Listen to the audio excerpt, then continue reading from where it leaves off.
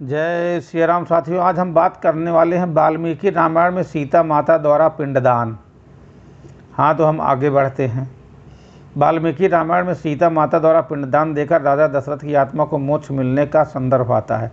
वनवास के दौरान भगवान राम, लक्ष्मण और माता सीता पितृपक्ष के वक्त श्राद्ध करने के लिए गया धाम पहुँचे। वहाँ ब्राह्मण द्वारा बताए श्राद्ध कर्म के लिए आवश्यक सामग्री जुटाने श्री राम और लक्ष्मण नगर की ओर चल दिए।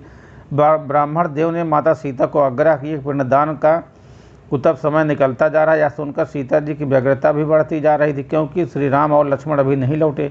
इसी उपरांत दशरथ जी की आत्मा उन्हें आभास कराया कि पिंडदान का वक्त बीता जा रहा है। यह जानकर माता सीता असमंजस पड़ गई। तब माता सीता ने समय के महत्व को समझते हुए यह निर्णय लिए कि स्वयं अपने ससुर राजा दशरथ का पिंडदान करेंगी। उन्होंने फाल्गु नदी के साथ साथ वहां उपस्थित वटवृक्ष, कौवा, तुलसी, ब्राह्मण और गाय को साक्षी मानकर स्वर्गीय राजा दशरथ का पिंडदान पूरी विधि विधान के साथ किया। इस क्रिया के उपरांत जैसे ही उन्होंने हाथ जोड़कर प्रार्थना की तो राजा दशरथ ने माता सीता का पिंडदान स्वीकार किया। माता सीता को इस प्रकार से प्रफुल्लित हुई, उनकी पूजा दशरथ जी ने स्वीकार कर ली।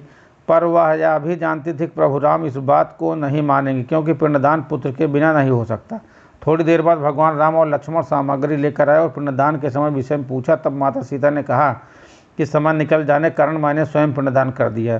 प्रभु राम को इस बात का विश्वास नहीं हो रहा, तो बिना पुत्र और बिना सामग्री के पिंडदान कैसे संपन्न और स्वीकार हो सकता। तब सीता जी ने कहा कि वहाँ उपस्थित फाल्गु नदी, तुलसी, कौवा, गाय, वटवृक्ष और ब्राह्मण के द्वारा किए गए श्राद्ध कर्म की गवाही दे सकते हैं।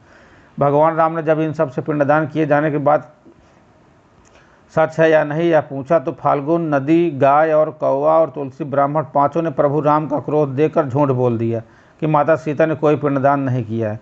सिर्फ वटवृक्ष ने सत्य कहा कि माता सीता ने सबको साक्षी रखकर विधिपूर्वक राजा दशरथ का पिंडदान किया। पांचों साक्षी द्वारा झूठ बोलने पर माता सीता ने क्रोधित होकर उन्हें आजीवन श्राप दिया। फाल्गुन नदी को श्राप दिया कि मोह सिर्फ नाम की नदी रहेगी, उन्हें पानी नहीं रहेगा। इस कारण फाल्गुन नदी आज भी गया में सूखी। गाय को श्राप दिया कि गाय पूजनी होकर भी सिर्फ उसके पिछले हिस्से की पूजा की जाएगी और गाय को खाने के लिए दर दर भटकना पड़ेगा। आज भी हिंदू धर्म में गाय के सिर्फ पिछले हिस्से की ही पूजा की जाती है। माता सीता ने ब्राह्मण को कभी भी संतुष्ट न होने और कितना भी मिले उनकी दरिद्रता हमेशा बनी रहेगी का श्राप दिया। इसी कारण ब्राह्मण कभी दान दक्षिणा के बाद संतुष्ट नहीं होती। सीता जी ने तुलसी को श्राप दिया कि वह कभी भी गया की मिट्टी में नहीं उगेगी। आज तक यह सत्य है, गया में मिट्टी में तुलसी नहीं फलती। और कौवे के हमेशा लड़ झगड़ कर खाने का श्राप दिया था। कौवा आज भी खाना अकेले नहीं खाता।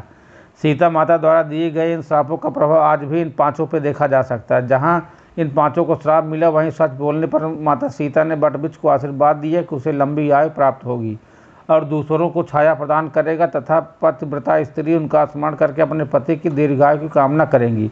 जय श्री राम सीताराम। वीडियो अच्छी लगी तो चैनल को सब्सक्राइब जरूर।